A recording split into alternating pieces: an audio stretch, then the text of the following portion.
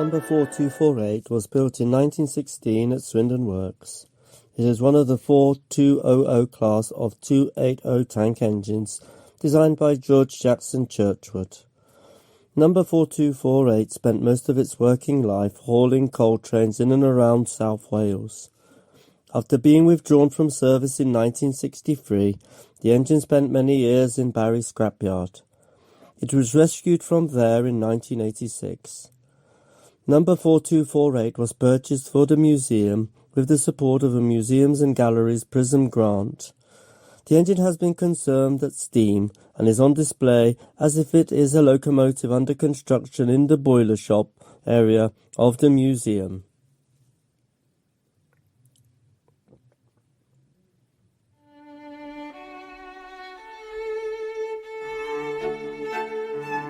North Star was a broad-gauge locomotive built in 1837 for the New Orleans and Carleton Railroad in the USA by Robert Stevenson and Company. The full-size replica on display at steam was built at Swindon Works in 1926 to the 1837 specification. It was built to celebrate 100 years of the railways. The replica uses some parts from the original locomotive.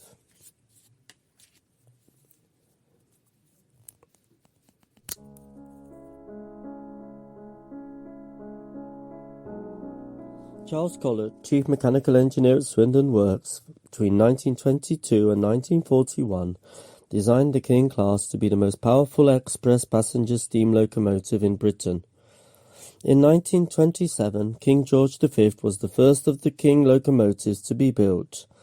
The engine was named after the reigning monarch, and later locos were named after previous kings of England. The King locos were much heavier than previous engines.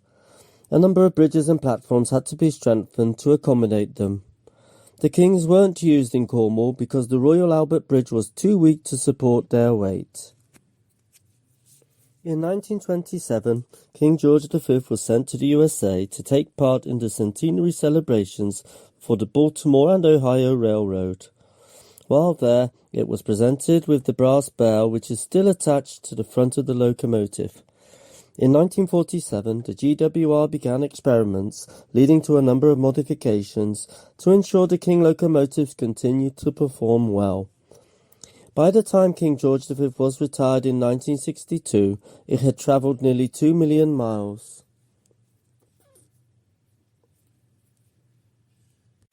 In 1920, Frederick Hawksworth designed the pannier tank locomotives. Hawksworth spent his entire career at Swindon Works. He began as an apprentice in 1905 and rose to become Chief Mechanical Engineer in 1941 before retiring in 1949. From 1947, GWR built 10 Hawksworth pannier tan locos at Swindon Works. The loco was called a pannier tank because the water tanks on either side of the boiler looked like pannier bags carried by horses. Hawksworth pannier tank locos were used all over the rail network for shunting and hauling passenger and goods trains on smaller branch lines. The locos could often be seen taking empty carriages to and from Paddington Station. In 1947, number 9400 was the first Hawksworth pannier tank to be built at Swindon. It was one of the last locos to be built by the GWR before the railways were nationalised in 1948. After nationalisation, private contractors for British Railways built another 200 Hawksworth pannier tanks. By 1965, all Hawksworth pannier tanks, including number 9400, had been withdrawn from service.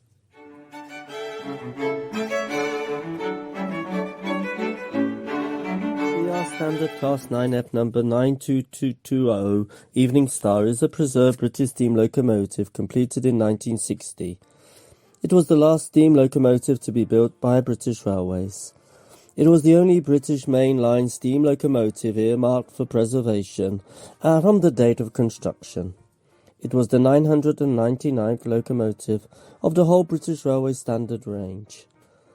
The Evening Star was built at Swindon Works in 1960. Though the last to be built, it was not the last 9F numerically, as Crewe Works had already completed engines with higher numbers. It was equipped with the BR-1G type tender and given BR locomotive green livery, normally reserved for passenger locomotives, and was completed with a copper-capped double chimney. All other members of the class of heavy freight locomotives were painted unlined black. 92220 was the only Class 9F to be named when running with BR, although other 9Fs have subsequently been named in preservation.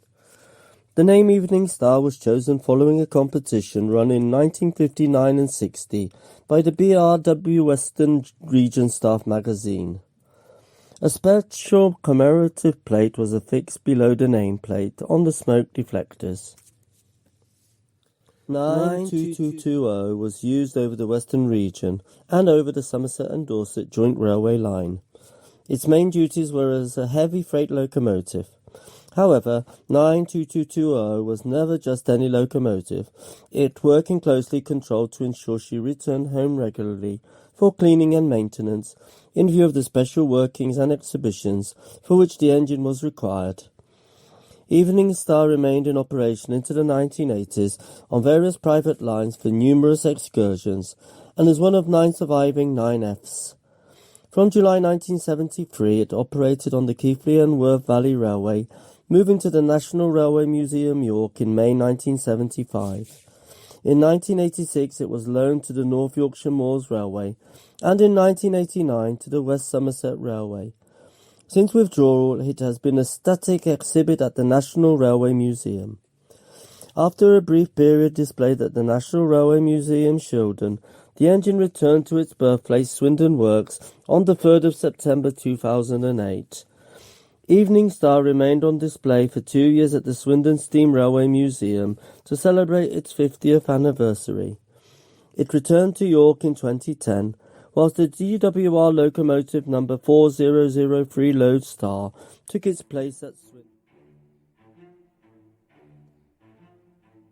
The locomotives featured in this video are all housed in the Steam Museum of the Great Western Railway, which tells the story of men and women who built, operated and travelled on the Great Western Railway.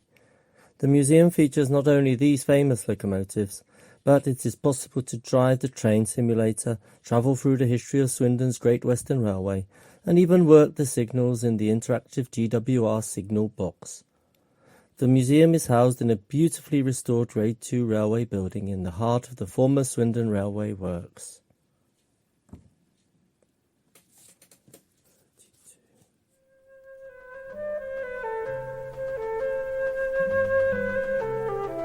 Hello, I'm John and welcome to John's Box, and here endeth the series about Swindon and its wonderful railway. A series which has lasted over a year, with the first video being published on the 21st of September 2021. It's a series which consisted of 8 parts from the history of the railway works to the railway village to the stations in and around Swindon, and culminating in the great locomotives built at Swindon Works, which you've just seen the second part of. So the end of one series means the start of another series, a series about Swindon's transport. So in this series of Swindon's transport, which started probably 2, even 3 years ago, we've looked at the history of the trams, we've looked at the buses, Swindon in the air, the planes and trains, and now it's time to look at the last part of this, which is road transport. So the next maybe 2 or 3 videos we'll be looking at the roads and streets of Swindon, including the famous Magic Roundabout.